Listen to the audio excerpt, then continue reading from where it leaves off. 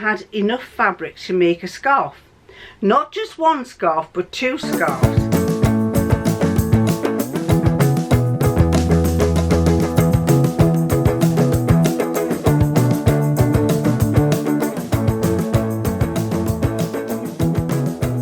So, changed the battery, got my fabric, going to tell you about what this lady said.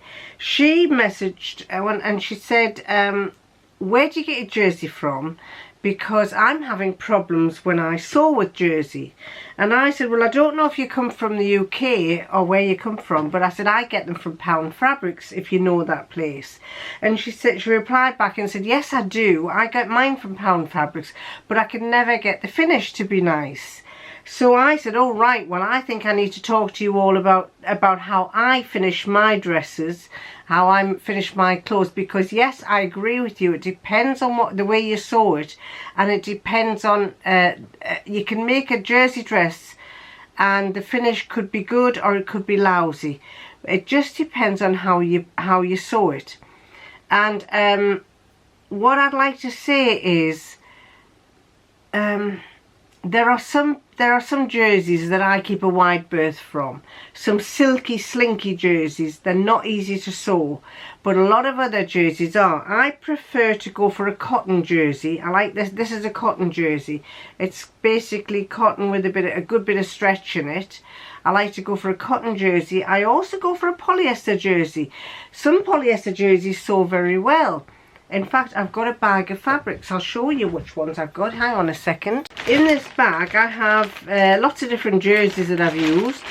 I love a peach skin jersey. That's a peach skin jersey. It's cotton and it's got a lovely soft velvet feel about it.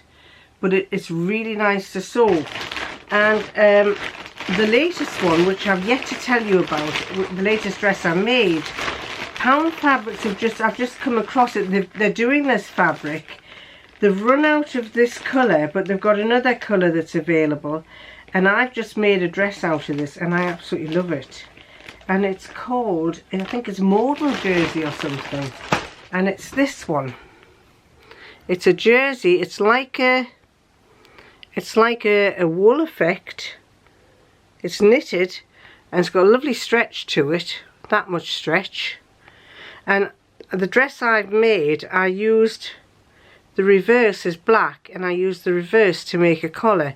So I have the that is the pattern and that is the collar. So that's another one that I use. But there are a lot of reasons why you might not be successful with your jersey, and it's nothing wrong. Generally, there's nothing wrong with the jersey. It's the way that you sew it, and you don't have to have any highfalutin, high-fandangled sewing machines to sew jersey. In fact, this dress that I've just finished here, I've done, I have to confess, because I've got an overlocker, I overlocked the seams once I'd sewn it. But most of the time I sew with a straight stitch, or I sew with the triple stitch on my sewing machine. And on the sleeve on this one, for some reason, and I wished I hadn't done it, I did the zigzag dotted stitch. And then once I'd done it, I thought, oh, I didn't really want to do that. I wanted to do the triple stitch, where it's 3 straight stitches on top of each other. But never mind, I thought, well, I've started, so I might as well just leave it like that. But I'm going to talk you through some of the things that I do that when I'm doing jersey, that when I'm sewing up a jersey dress, that might make that difference for you. And what I'll do is I'll show you the dress that I've just made. But first of all, the most important thing is you need a ballpoint needle, because jersey is ballpoint, and if you don't have a ballpoint needle, you'll have skipped stitches. So it pays to have a ballpoint needle. It's the one time that I suggest that often you change your needle. I break every rule. I've been sewing for years and years, and I break every rule that you lot have been taught on the internet. I don't wash my fabric. I never wash my fabric first unless I've dyed it. I can't be bothered to wash fabric. I don't think it looks nice once it's been washed and once it's been ironed and it's got those creases in it. I like my dresses to look as if they're freshly sewn, or fresh, you know, fresh from taking off a rail. So I never wash my fabric. I sometimes don't pin my pattern. In fact, quite often these days, I used to do it years ago, but these days I just lay the pattern on the fabric, eyeball it and cut round. And I do that in particular with the Cashmerette dress. I lay the pattern on the fabric. I've got a tiny little table in here that I lay the fabric on. I've got a weight that weights the top to stop it from dropping all off the edge. I put my pattern on, and I want to give it a longer hem. So I just, when I put the pattern on the paper, on the fabric, I want to give it a bit of a longer hem, so I just eyeball how much hem I want and I cut round. No pins, nothing. Simply because I've done it so many times I don't need to. The sleeves I just lay down, as long as I've got them in the right grain, I just lay them on. So I'm committing all sorts of crimes with sewing, but I'm still getting good results. So it's not down to the way, it may not be down to the way you cut it, but it might be down to the way you, not so much sew it, but the way you finish it. And I have lots of things. I think a couple of vlogs back I did tell you that I was an admirer of Jean Muir, who used to be a fashion designer from the 70s, late 60s, 70s. And she always did stretch fabrics, but she top stitched them. And I always top stitch. I rarely press anything as I'm going. I press at the end, but I rarely press as I'm going, because the top stitching really, that acts as like, that presses it as you go. And I prefer, there are certain top stitches that I like to use, and I've just mentioned, I wished I hadn't done that zigzag one. I prefer the 3 rows together, where it's 1, 2, 3, down, 1, 2, 3, down, 1, 2, 3. I like that kind of stitch. My sewing machine is not fantastic. In fact, it's not sewing very well at the moment, even though I've had it repaired. I wouldn't say I've had it serviced. I'll tell you about that. I think I have mentioned that to you. But I still get away with it. You don't need as I say, you don't need a high-fangled, expensive sewing machine. I don't believe in that. I think my formula is, I could get into an old car and do as good a manoeuvre as somebody who has an automatic.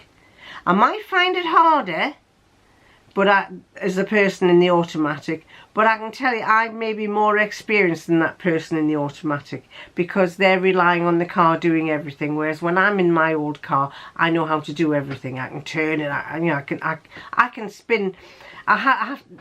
This is where I laugh, because I have a little Citroen C1, a tiny little car that was my father's car. Hasn't done many miles. I think I've done 49,000 miles. I love it. And the thing I love about it is, when I want to drive into a car park space, it's so small, I can just whoop into the car park space, whoop back out, and I can turn on a sixpence. But these big ones who've got the automatics, they may be the cars may be all singing, all dancing, they can do all sorts, but to me, they're still struggling to get parked in a parking place. They're still struggling to do everything. And at the end of the day, they aren't necessarily better drivers than I am. Their car might be a better car than mine, but they're not necessarily better drivers. So the point I'm trying to make is, you can have an old sewing machine, but you could be a good sewer. You can have a very high-fluted dangled thing that does all sorts of things, which is very nice, and it does your buttonholes and everything for you. It cuts the time down, but it doesn't necessarily mean you're as good as that person who's on that little sewing machine. And a perfect example was when I first started sewing. I bought myself an electric sewing machine. It wasn't anything fantastic. It was a Singer. I remember my first sewing machine was a Singer, and it did the zigzag and it did all these things. And my sister-in-law and I started sewing about the same time. And she turned out the most beautiful dress that I'd ever seen. And I said, that's absolutely lovely. Did you sew it on an electric sewing machine? She said, no. She says, I sewed it all on the one. She had a sewing machine, one of the old Singers, where you turn the handle, and she had sewn it perfectly. I no, I tell a lie, it was a blouse. It was a blouse that she made.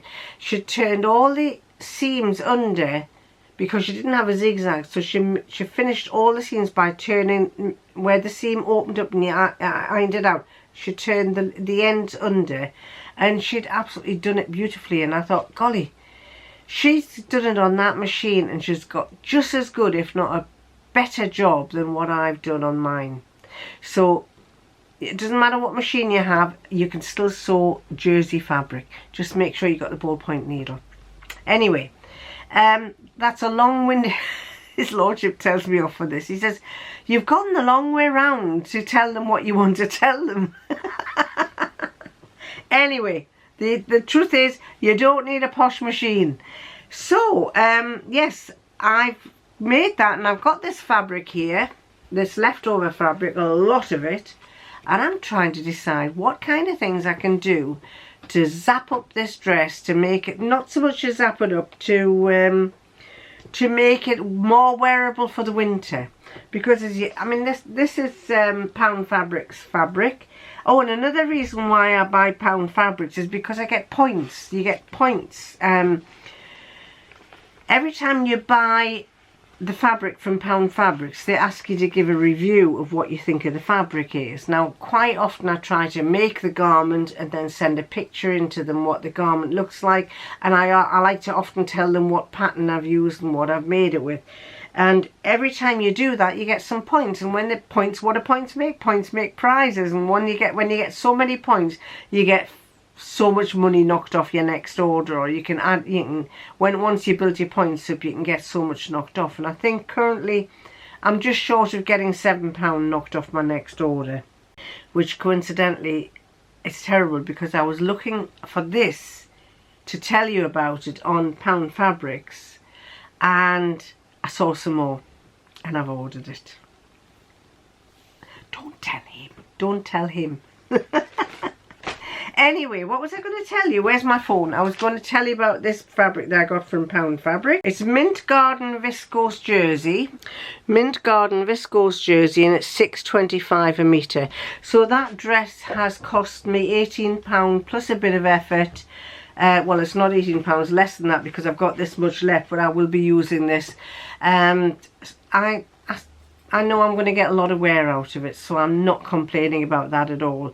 And I have been buying myself a couple of thermal polo neck jumpers, because I want to wear the dress. I want to wear them in the autumn, in the winter. And so I figured if I got a thermal top like this, I can wear that underneath, and thermal leggings, I can wear leggings underneath, and boots and so on. So I can still wear this kind of dress in the autumn or in the spring next year, and even in taking it into summer with it, because it's such a bright colour. So watch this space for the rest of this to see what I do with that. I also have a ballpoint needle, which is basically ballpoint needle here, regular assortment. I think I've done 70s, because the jersey that I'm using at the moment, the jersey that I'm using at the moment is a very thin jersey. It's a cotton jersey, and the most important thing is, what I do is I quite often do a bit of overlocking. If you've got an overlocker, jersey fabric is great, because it speeds things up with an overlocker. But if you haven't, you can still use your machine to stitch with, and the one to use would be either number 8 or number 6 or number 9, because what I would normally do on jersey, if I didn't have an overlocker, would be do a straight stitch, and I would do a 3.5. Is that showing? Yes, a 3.5. And as I sew, I would pull the fabric just only gently, just to allow a little bit of stretch, and then that would keep its hold, and then I would top stitch all the seams, which is what I'm going to do anyway. I've started here by putting a little pocket on, the side pocket on, and I have I'm top stitching the seams. Now I think I'm probably at the end of my tether for my machine, because I've had this machine serviced, my brother. It's about oh, it'll be about 10 or 12 years old, and I think it's come to the end of its life, or it's going to have to be a standby. I did get it serviced, they repaired it. Can't say I was totally enamored by what they did, but because it jammed and they just unjammed it. And I don't think they checked the stitch length or anything, because even on the longest stitches, I'm not getting much of a stitch length. And the problem with when you're not getting much of a stitch length like this, when you get a tiny stitch, it starts puckering up the fabric a little bit like that. So what I'm going to have to do is I'm going to see if I can change the stitch again to an even bigger one, and we'll see how that goes. I've done a running stitch on this, and I stretched the fabric as this is the hem. I stretched the fabric as I went, but that's basically secured my my hem. Now I'm going over it, and I'm doing this stitch. The highest length I can do is 4, and this I'm going over exactly the same place as the previous one. Ignore that piece of thread because I had to rethread my spool, but I'm basically going over the stitches and it's making that kind of pattern.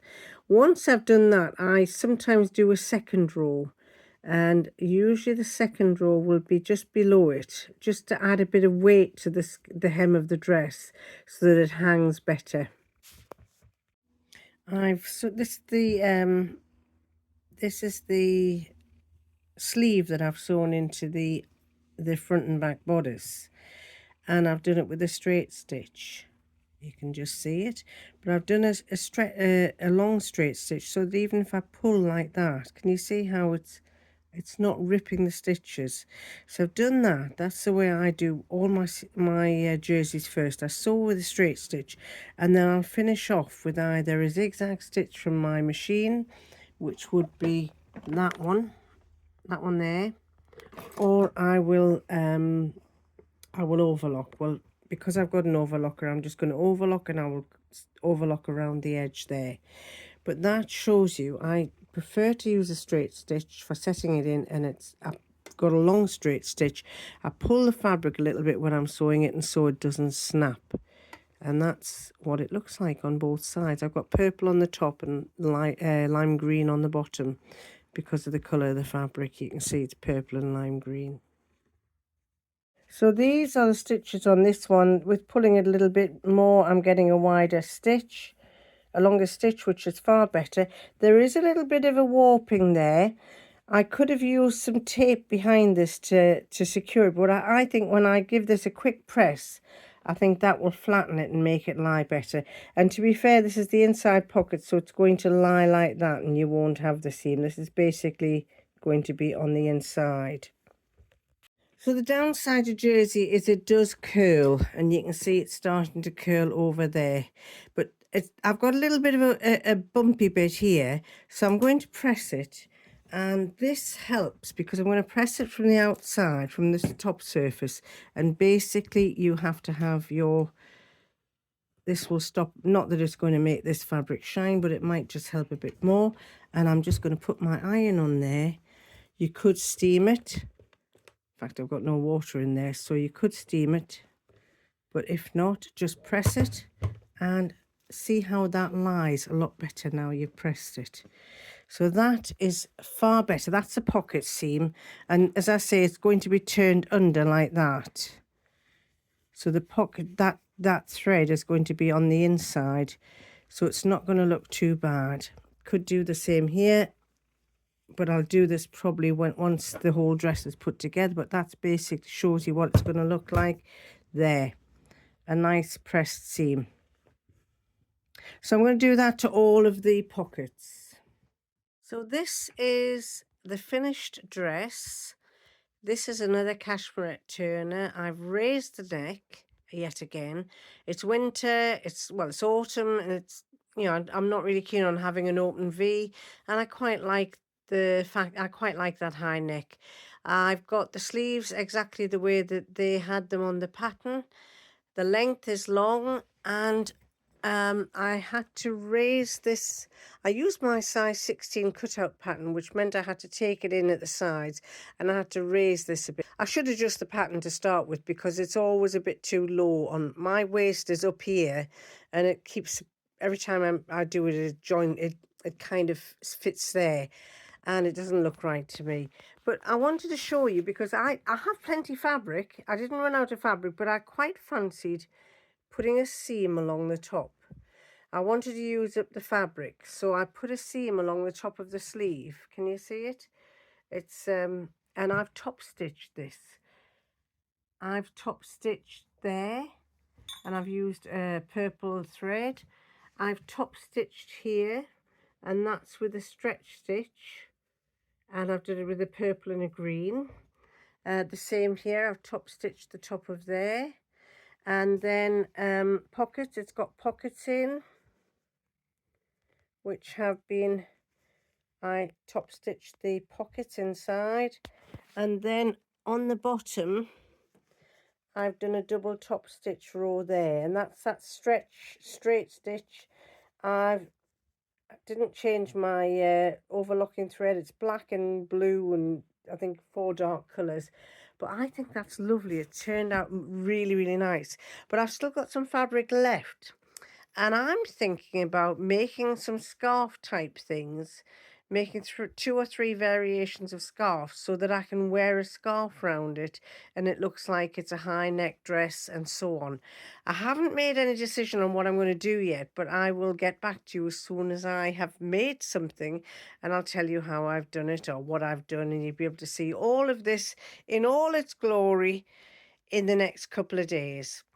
It is 10 to 9 and I cut it out about, I think it was about 3 or 4 o'clock in the afternoon. I thought, right, I'm going to make a dress and I'm going to use this fabric and make it up. There's the pattern. When I'm laying it out and I've got this on the fold, I go further up and I just cut across there. I go up there and then cut across there. So I have a higher neck, and that's my higher neck. It's a bit like a scoop neck, sort of. I had enough fabric to make a scarf. Not just one scarf, but 2 scarves. And the scarves that I made, I'll hang that up so that I can show you the scarves. The first one I made, I just messed around. I just cut the fabric out into a rectangle. What scrap fabric I had a rectangle, and I cut it out into a rectangle like that. Sewed it together down the sides, down the one length, turned it inside out, sewed along the edge there with a stretch stitch so that it doesn't snap. And then thought, well, what can I do? What'll I do? So I had some scrap fabrics and I decided to make a plait. And the plait I made like that. And I decided to sew that plait onto this fabric and on the back. So it's sewn on about 8 or 9 inches there on the back, sewn like that. And basically I figured that I could push that through there, get that and push it through, and I can do it one of 2 ways. I could push it all through like that and have it like that, or I could push half of it through, get one point and push one point through and just have the other point so it's like that, and have that as a scarf. So that was one scarf that I made. Then the other one I did, I thought, oh, what else can I do? Because I had enough fabric to make a little bit more scrap. This one was just, it was a piece of fabric that started off narrow at one end and went wider at the other end, just because that was what was left. And then I thought, well, what can I do there? And I started messing around, making more things out like the plait type thing. But then I decided to make little knots. And I made little tubes with little knots, and I tied a knot on them. So basically there were loops that I put on, had them like that, and they're all long loops. And then I sewed a piece of fabric across the top there to hold them all in place and tied them into knots, just to make them look pretty.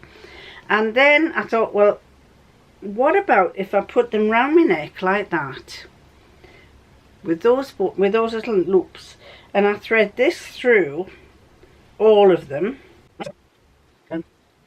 So I thread it through, and I thought that looks rather nice with all these little loops. So there's another one we can make. No pattern, I didn't use any pattern, just my fabric happened to be tapering like that to a narrow bit. It was wide at one end and it tapered in the middle, and then did these little loops. And I can also wear this if I'm wearing, say, a shirt, if I'm wearing something underneath that's not necessarily the dress, not this dress. I mean, this goes with this, but also I can just wear it on its own.